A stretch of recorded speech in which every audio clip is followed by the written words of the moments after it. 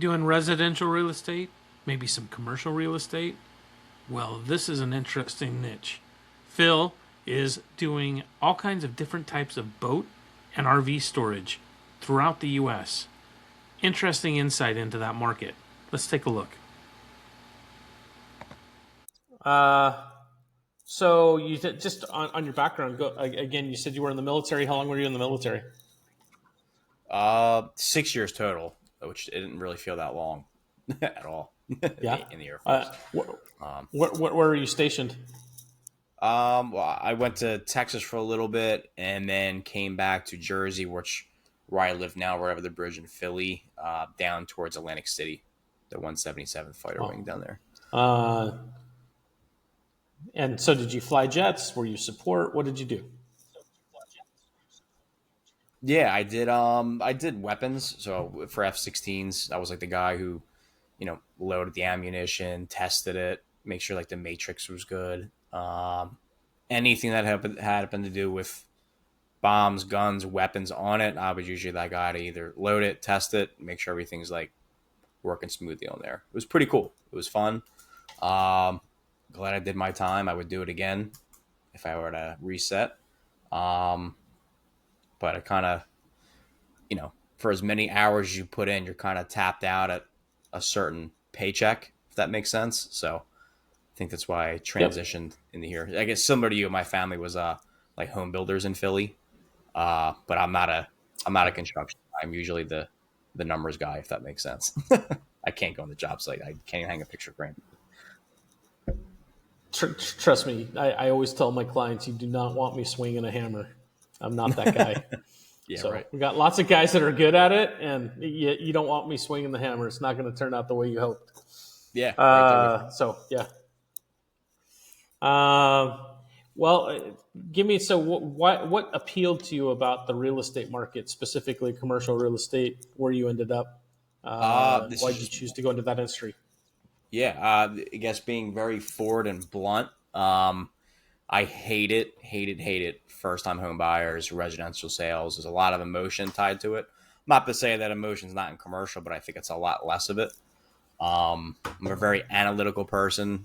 When it comes to commercial, do the numbers make sense? It's not so much of a, I guess you can pull comps or price a square foot, but it's very straightforward. It's, yield on cost, what cap are you getting in there, what price a square foot, what's your rent going to be.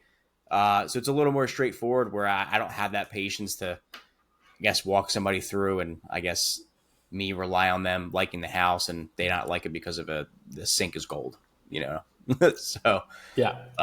No. Yeah. I have a friend who is a large residential property manager, and I have no clue how he does it because the complaints and the difficulty, it's a pain. I have commercial property. It's so much easier. So much easier. Yeah. Yeah. Much easier. It's a little bit of a different conversation, but I guess even rewinding, I did get my license in Philly. Found that very quick. I sold one house and I said, I'll never do that again. But, the money was fantastic and I liked analyzing and negotiating. So, since my family was a pretty big home builder in Philly and they still are, they were always looking for deals. So I'd say, screw it. Why not? I'll go out and find you a nice teardown, nice development. So I ended up kind of just naturally falling into land acquisitions for them. And occasionally I would come across like the multifamily and stuff like that. So I ended up doing very well with that. And at the time I was on a team where I actually still had my PA license with them on Rarity Real Estate. They handle like all new construction sales on the back end. So I was the guy who go out, create the relationship with someone like you, bring opportunities. I would never call and ask for like the listings on them. That's just not what I did. So I ended up sourcing a ton of deals in Philly, which I'm sure if you go on there, they're pretty remarkable developments now. Got out of that and I ended up doing a deal in Philly where I made a really good friend. His name's Roman Melnick, and he was telling me he was doing industrial. This was about a year or two ago. And I think at the time I was just getting not burnt out, but when the market shifts a little bit, I'm sure you might have seen it in Cali where things don't transact as frequent as often. doesn't make sense. But obviously, since 2023, when rates spiked, developments don't make sense. So I ended up pivoting out of that stuff into industrial, and I hated Philly, so I did it. Now I'm doing it nationally. And since then, I probably in 6 months, I probably did 5 years worth of residential in about 6 months Yeah. from industrial to residential. So it's a good time. I like it a lot. I stay in my lane. It's a very niche focus too. I feel like a lot of people tend to take on everything. Like I'm sure you've heard it before, Darren. Like, a residential agent will take a land listing, a multifamily listing, a new construction listing. I feel like, especially as things progress with AI and just I feel like the experts are really gonna, I guess, thrive in this kind of environment. If you stick to one thing, you'd be really good at it. Kind of similar to you, I think. You know, with that mindset, it's definitely a recipe for success, if that makes sense. Yeah, no, there was definitely times in my business that it was whatever came along, but we've developed and found our niche. And you are correct. Everything worked out much cleaner without having to be diversified and trying to get to know all these different aspects of the different markets. When you could focus on a single niche and you got to understand the client, you knew what they wanted. It was way easier. So I agree Yep. with you 100%. Yep. Within the industry that you're working within currently, what kind of challenges are you seeing coming up within the market, or difficulties do you see coming in the next year or so? I honestly, not to, I guess, spin it. A lot of difficulties happened now, and I guess last year with just rate volatility. Deals being very scarce in very good markets. I think it's starting to really soften up. But I guess the one thing you can look at that's going to be a little difficult is, maybe the rents in like these really big markets. I feel like these big box sites, anything that's north of 50,000 square feet, let's say if it's 75, 100, 150,000 square foot warehouses, those things take a lot longer to lease, and it's been that way for a while now, and I don't see it getting any better. I feel like so much development came up, and they're having a lot of vacancies now. More so the spaces that are 50,000 or less, those things that tend to rent a lot easier. And I feel like the next big swing at things is definitely small bay, like flex, small bay industrial, and RV and boat. I mean, that stuff's been just on fire. I don't care the price. I mean, I noticed people that you make had a lot of that. Yeah, a lot of people focus on, or I've seen, storage facilities or regular, but you have a lot of boat storage. That's it. Yep. How did you find that niche? To be honest with you, we kind of just naturally fell into it. I mean, these mom and pops, it was zoned industrial. They parked RV and boats on it for a long time. They've been doing it for 15, 20, 25 years. And now people like myself or developers are calling them saying, hey, we'll pay you top dollar, probably not even evaluated on the income, but they're saying for future development of like, great, it's making money now.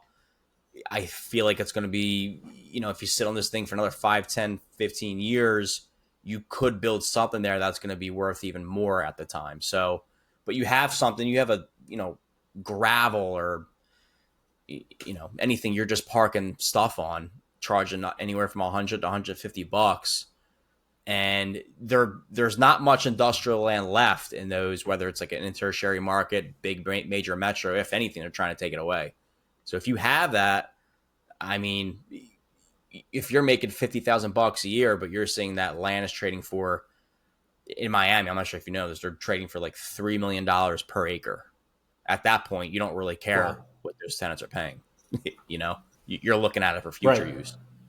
Yeah. Right. If you can Yeah. just No. slap it. In our area, there was a couple of big open spaces that they turned into trailer rental, and it was. I mean, it was a no brainer. They got to charge 100, 150 bucks a unit. There was zero maintenance to the property. They were only open certain hours. It wasn't like self storage. There's no lights. There's no nothing. It's just raw land. and Yep. yeah, it was amazing the dollars that they could turn. So, Yeah. Your operating expenses are low. uh, which is phenomenal. That's what usually kills everybody. Yeah. Um, Yeah. so, for you personally, how has that the fact that that's become available, or the changes that you've made within the business to kind of focus on that niche? Are you seeing a lot of growth within your business? Are you pretty happy with where things are at, or walk me through kind of your growth plan? Yeah. Truthfully, I don't think there's really anybody in the country who's doing what we're doing. There's maybe, I could probably count on one hand the amount of brokers who are doing RV and boat storage around the country. I think all of them are pretty good at it. Everybody and their mother can evaluate a duplex. Not everybody can evaluate RV and boat storage. And it's not like you can go on LoopNet, CoStar, Crexy, and just search RV and boat storage. It's very, very, it's very, very specific. Not many people know how to evaluate it, how to find it. I personally love it just because I'm already in that space, and I feel like it's the second inning of this asset class, in my opinion. It's Got almost it. like mini storage back in 2008, 2005. Right. In So, terms of volumes wise, give me an idea of where you're at in volume and where you hope to be, or your plans, the positioning for growth yeah, there. volume wise, even perspective, any from 2020 when I started, I probably consistently did anywhere between, I'd say, float around like 10 to 15 million in transactions per year. Now we're on pace. Just me personally, close to 75 to 100 million just this year alone. So if I was, doing 10, 10 million, 10 million, 10 million, and you jump up to 75 to 101, that's telling you something. I feel like there's It's not many crazy. people in that space or have the expertise, but you know, um, even just Now, for are you perspective, finding we're that? yeah. No, Sorry. keep going, keep going. No, I was gonna say I'm literally listing one today in Phoenix, Arizona. That's gonna be, we're asking 50 million just for that. That's around same thing. RV and boat storage, over 1,500 spaces, 40 acres, in like a prime city. So it's like, you can't really call your local broker to sell something like that. It's very specialized. Now, what are you finding the money is coming from? Is it that current investors are switching to that type of an asset class, or is it the same people that have been doing this for a long time? No. I'd say 75% of it is like massive institutions, private equity, investment firms up in Chicago, New York, Seattle. Those guys tend to hear the deals first because they have that kind of money. And I feel like, Right. maybe 25% of the buyers are people like me who know about it, who maybe been doing it for way longer than I have. I'm only been in this for maybe 2 years. Um, but I'd say there's really no in between. You're either massive or you're a little guy like me who's just scooping up the crumbs from institutions who may think it's too small. you know, to me, that's big. I only need maybe Got it. one or two of Got them a it. year, if that. Yeah. So, what are you doing to scale your business? So, and monitor the profitability, the marketing, all that kind of stuff within your business. What are you doing, or how do you measure the metrics that kind of keep you profitable and keep you positioned right in the industry? My main like KPI on measuring our business is just going to be the deal volume. For me, it's commissions. Um, Obviously, the more I put into finding new opportunities, the more profitable the business is. But that's also delegating the BS that I shouldn't be doing. Me personally, maybe I shouldn't be doing marketing. I shouldn't be putting together offering memorandums. I shouldn't have to worry about putting the listing up. Maybe I have an assistant now, and my brother works with me. He's more in the acquisitions and opportunity side of things. So I'd say, me personally, my business is pretty tight niche. For the brokerage standpoint, there's only maybe about 5 or 6 of us, but that's probably need I'm not really in charge of that side, but that definitely needs, um, I feel like there's always room for growth, both personally, me and the brokerage. But marketing is a big one that I feel like us as brokers, even myself included, that's just not. It's not what I'm built to do. I'm here to negotiate and analyze deals. I can't be a marketing person. I can, but that doesn't mean I'm going to be better than the expert who should be doing it, if that makes sense. Sure. So where are you finding the next deal? How are they coming to you? You finding them? How does that process work for you? Yeah, I'm always the one the data is key. I guess when it comes to brokerage, I'm the one who's always in charge of the data. I go out, I find the data, through it's a bunch of sites: Regrid, Reonomy, CoStar, Crexy. Just simple using Google, Chat GPT, anywhere that has RV and boat storage, small bay flex, any specific asset I'm looking for, I go out and find that. So I'm really looking for special asset and area. I control those two. I put them in my CRM, and it's a pretty robust CRM with my brother and I just simply picking up the phone and calling and texting and asking these owners, hey, if you're open to selling, let me know because I have somebody who would buy it. I'm not even necessarily asking for a listing at that point because I know I can sell it. If the deal makes sense, then I'm probably getting an offer within 48 hours as long as you share the info. So as far as finding opportunities, data, tracking everything through CRM, and my brother and I are personally doing the ones, doing the outreach because we're the experts. We don't hire outside of us because I think it's so specific and niche focused to where if I hire like a virtual assistant or someone sit next to me, they could learn, but when you're dealing with something that's maybe 50 million bucks, you can't put that on a script, so to say. So, very targeted, like data is where I'm getting it from. Yeah, I know one thing that I have found very clear in dealing with AI a lot more within my business is that there are certain things you can't take away the human factor. Yeah. They are very good at their outreach, but once you get to a certain point, you need somebody on the other end of the phone who's making the deal ultimately, because that's not clearly sales are not where they do well. It's not going to solve that. Now, if you looked at your business and within your industry, and there was something that you could change that would to improve the industry, make your life easier, what would it be? That's a great question. Me personally, I feel like marketing is so important. That's the way you handle, I guess, dispositions in a way. I think I'm very good at acquisitions, at finding them.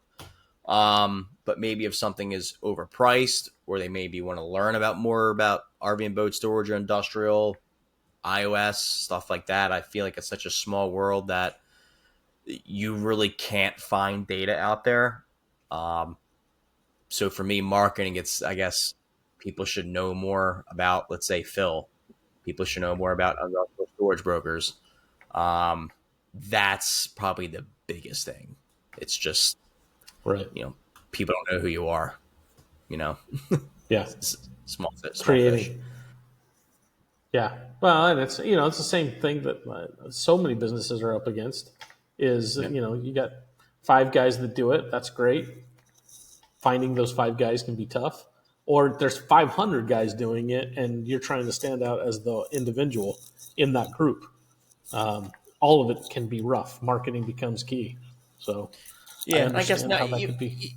yeah, even understanding that the marketing side of thing. I mean, even me just sitting in this office and having certain calls or meetings and very high level in very interesting conversations that I think people would pay a ton of money to even just to listen to that. I would love to have somebody in here who's just sitting next to me and just recording the conversation, but I don't know where you get that person at.